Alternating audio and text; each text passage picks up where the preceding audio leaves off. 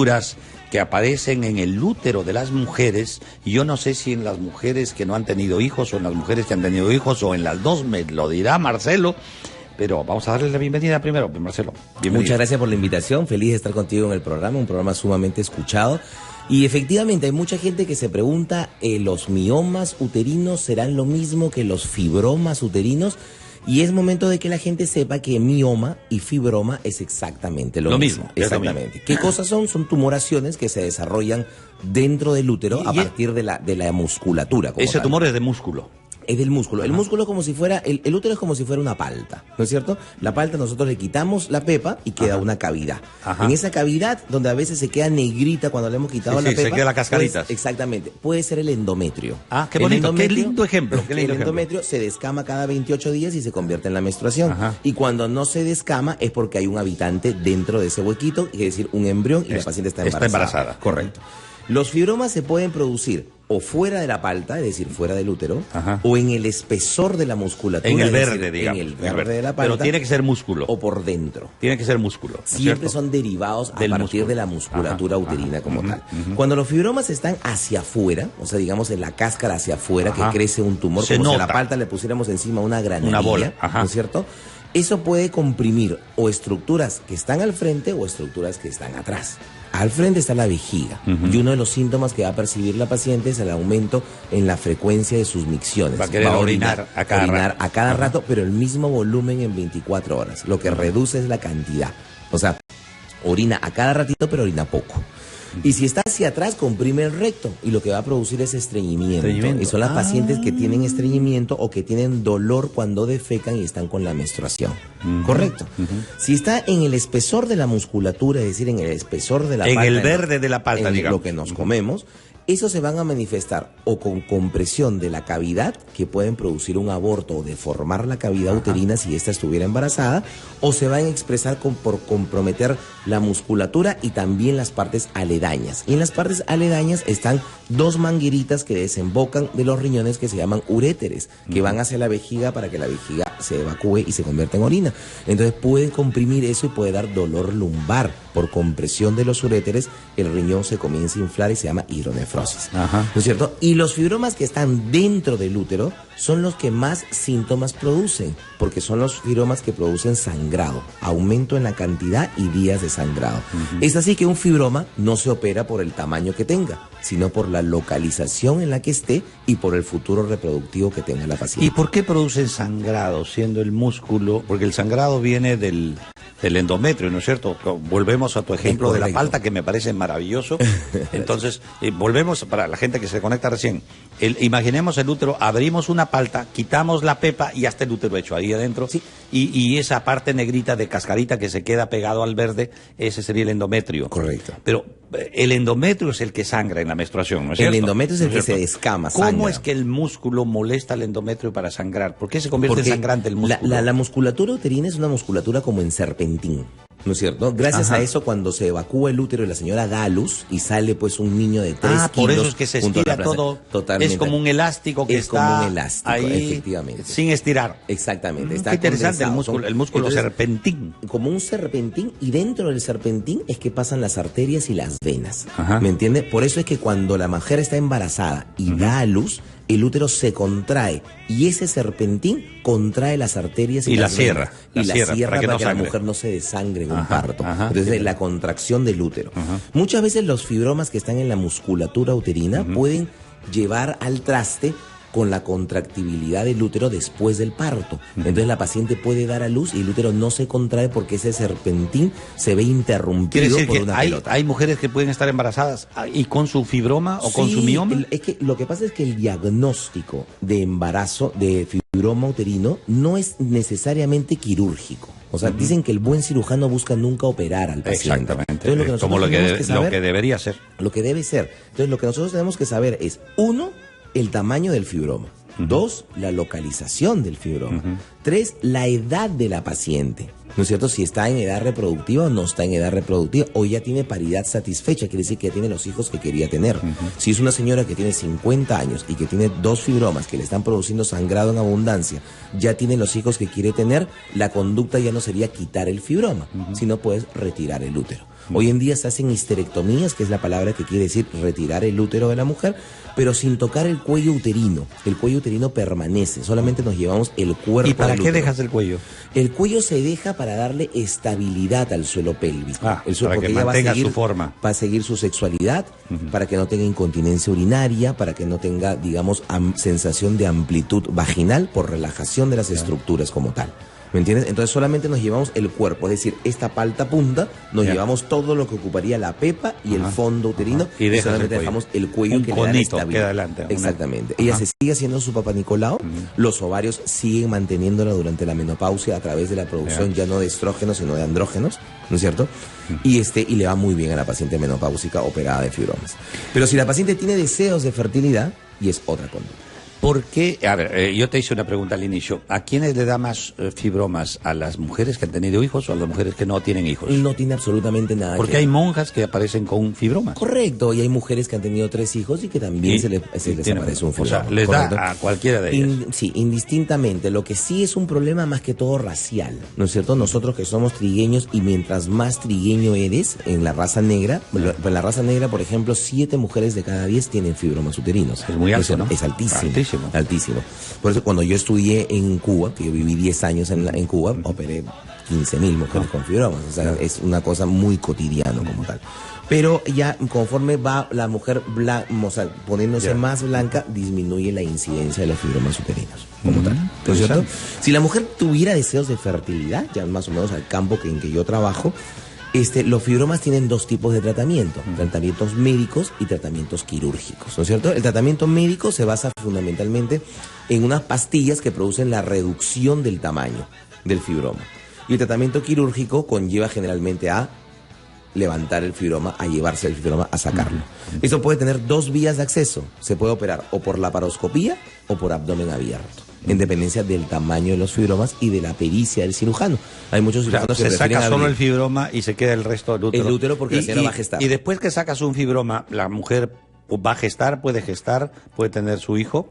Totalmente de acuerdo. No hay ningún problema. Ningún problema. A los 6 meses, 8 meses la señora puede gestar. Muy bien, todas las preguntas. Los biomas, ¿cuánto tiempo hay que esperarlos diagnosticados? ¿Puede uno morirse con su fibroma si no te molesta?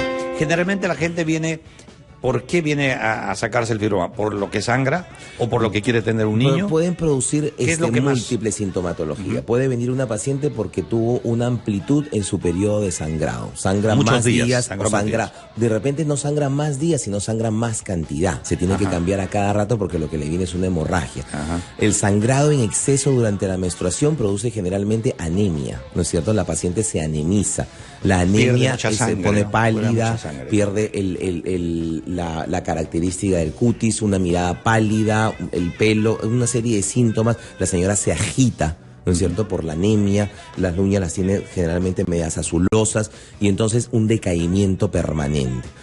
Eso es una de las pacientes que vienen por los fibromas. Otra paciente, por ejemplo, llegan por una sensación de peso a nivel del bajo vientre o por disconfort durante la relación sexual o porque les duele durante la menstruación, por algún tipo de síntoma, ¿me entiende? Pero algunas pacientes vienen y el fibroma es un hallazgo. Ella no sabía que era portadora de un fibroma. O sea, es una ecografía y le encuentran le dicen, señora, usted es portadora de 2, de 3 o de 4 fibromas. ¿Cuál es el fibroma más grande que has encontrado Hace poco tu operé práctica? una señora que tenía 3,5 kilos el fibroma. ¡Qué bárbaro! En verdad, mucha dejadez porque era un embarazo a término. 3,5 kilos de un fibroma. ¿Y 3,5 kilos? ¿Ahí se saca con todo ya? ¿o? No. Le dejamos el útero porque la señora tenía 39 años. O sea, el útero es más chiquito que su fibroma. El útero tenía 7 centímetros y el fibroma tenía de diámetro 55. ¡Qué bárbaro! ¿Te imaginas 55 centímetros dentro del abdomen? ¿Era un bebé? Sí, era un bebé. Un bebé. Era enorme. ¿Era un zapallo ahí? Sí, ese es el más grande. Y lo más numeroso, yo he llegado a sacarle hasta 70 fibromas a una señora. 70 fibromas chiquitos a una persona. Sí. ¡Qué bárbaro! Bárbaro. ¿Cuál es la respuesta para Lili? Varias cosas importantes. La adenomiosis, vamos a ir, los fibromas uterinos son tumoraciones de músculo, como si el músculo, como si este serpentín que anteriormente describí, se enredara en su núcleo, en su centro, y hiciera como un garabato y comenzara a crecer. Los tuyos tienes 2 miomas en la primera clínica diagnosticados en el espesor de la musculatura, intramuralis, ¿no es cierto? Y después en la otra clínica te dicen que tienes adenomiosis. ¿Cuál es la diferencia? No es incongruente. La adenomiosis quiere decir que el útero es fibromatoso, que todo en sí, que todo el útero en sí está compuesto por fibromas, por imágenes nodulares. Eso es, pero adenomiosis quiere decir que el endometrio, esta capita que se desprendía y se convertía en la regla, ha penetrado dentro de la musculatura uterina. Entonces, la señora cuando regla para afuera, por la vagina, pero regla dentro del espesor de la musculatura. También se mete la sangre a los músculos. El músculo, por eso es que le resulta tan doloroso. Y debe tener hasta espasmos, porque produce mucho dolor. La señora regla por dentro y regla por fuera. Entonces, comienza a acumular el fibroma, la sangre adentro, esa sangre muerta que debería haberse ido con la menstruación. Se mete dentro de los músculos. Y eso también es una causa indirecta de endometriosis, esa enfermedad que produce una disminución de la reserva ovárica y que produce mucho dolor menstrual. Lo cierto es que para la conducta de Lili con 37 años, donde la edad de reproducción ya es difícil para su primer hijo, porque recordemos que la reproducción es a los 35 años y a los 35 años comienza a disminuir dramáticamente. Entonces, uno, que se haga una reserva ovárica para saber cuánta gasolina. ¿Qué cosa le es la queda reserva en el tanque. ovárica? La reserva ovárica quiere decir un conjunto de hormonas que me dicen cuánto tiempo de fertilidad le queda a esta señora, en qué etapa estamos, cuánta gasolina le queda en el tanque. ¿Hasta cuántos años va a llegar? Más o menos, no es predictivo, es cómo está usted hoy. Correcto. No sé mañana, pero digamos, hoy está así. Punto número 2, que chequee a su esposo porque ya están con intenciones de tener hijos, para ver si verdaderamente tiene un espermatograma normal y es un señor que con capacidad reproductiva. Y punto número 3, que se realice la histerosalpingografía para saber si sus trompas son permeables y si no invaden la cavidad. Correcto. Y si no pasa absolutamente nada, que no la toquen, porque la adenomiosis no se opera, los fibromas sí. La adenomiosis es todo el conjunto fibromatoso. Es imposible. Tienes que sacar el limpiar útero. todo. Correcto, sacar el útero. Exactamente. Pero no es tan incongruente. Ella está muy disgustada porque una clínica le dijo mioma y la otra adenomiosis. Casi la imagen ecográfica es muy similar. Es igualita. Sí. O sea, está bien lo que ambos. Sí, exactamente. Porque la veo muy enfurecida. Pero, no es tanto. ¿Y por qué ella no puede guardar sus óvulos? No los puede guardar porque ella está casada. La que guarda los óvulos es la mujer soltera. Pero si su útero no estaría en condiciones de embarazar, ella podría guardar sus óvulos y hacer en un útero prestado. El vientre subrogado, el útero de alquiler, como le dice la gente y toda la cuestión, no está legislado todavía. No está legislado. Como tal. O sea, llevarte el embarazo. Pero técnicamente habría esa posibilidad. Técnicamente sí, pero me parece que en el caso de ella no sería el caso. No sería el caso. No, mejor que lo intente así. Hasta millones. Lo que podemos hacer es guiarla bien. Pero vamos a comprar. Escúcheme, aumento de la cantidad y días de sangrado. Eso se llama en medicina metrorragia. Metro, ¿no es cierto? Mesragia sangrado. El aumento de la cantidad y los días. Eso se debe a muchas causas, dentro de las cuales pueden ser los fibromas uterinos, dentro de las cuales pueden ser los pólipos, ¿no es cierto? Que tenga dentro, los pólipos son como unas tetillas que aparecen dentro del útero, unas glándulas que se hinchan. Métodos anticonceptivos como el dispositivo intrauterino, la T de cobre, también producen aumento de la cantidad y días de sangrado. Y hay diferentes entidades, incluso he tenido pacientes que han tenido, por ejemplo, mucha susceptibilidad a tener moretones, a tener trastornos de coagulación que les produce además aumento en la cantidad y días de sangrado. Yo les recomiendo, 1, la realización de una ecografía y 2, la realización de una histeroscopía, o sea, la visualización del útero por dentro para descartar cualquier entidad que esté invadiendo el útero por dentro y le esté produciendo aumento en la cantidad de sangrado. Esa es la... El dispositivo intrauterino o la T de cobre... ¿Se puede mover? Se puede mover. ¿Y penetra el músculo? Y penetra en el músculo, lo que la gente mucho dice, se encarna. Se encarnó. Se profundiza dentro de la musculatura uterina. Recordemos que el músculo es un órgano muscular cavitario, ¿no es cierto? Tiene una cavidad. Incluso los dispositivos intrauterinos nacen en el Medio Oriente por la camella, que es el único animal que hace la gestación sentada. Y si en estas cruzadas por el desierto una camella se embaraza, es una desgracia porque hay que abandonarla. Hace los 9 o 11 meses que tiene de gestación sentada. Entonces le ponían piedras dentro del útero para que ella, cuando estuviera en su etapa fértil, no se preñara. Y ahí nacen los dispositivos intrauterinos. Entonces la T de cobre es un dispositivo intrauterino que a través del cobre produce una endometritis, una inflamación de la capa interna del útero, produciendo aumento en la cantidad de sangrado. Pero muchos úteros reaccionan a su contenido y entonces comienza el útero a contraerse con miras de querer expulsar ese dispositivo. Y lejos de expulsarlo, lo encarnan y lo entierran dentro de la musculatura. Y a veces es más fácil sacarlo por laparoscopía porque ya está por fuera que tratar de sacarlo por dentro de una maniobra invasiva y ciega.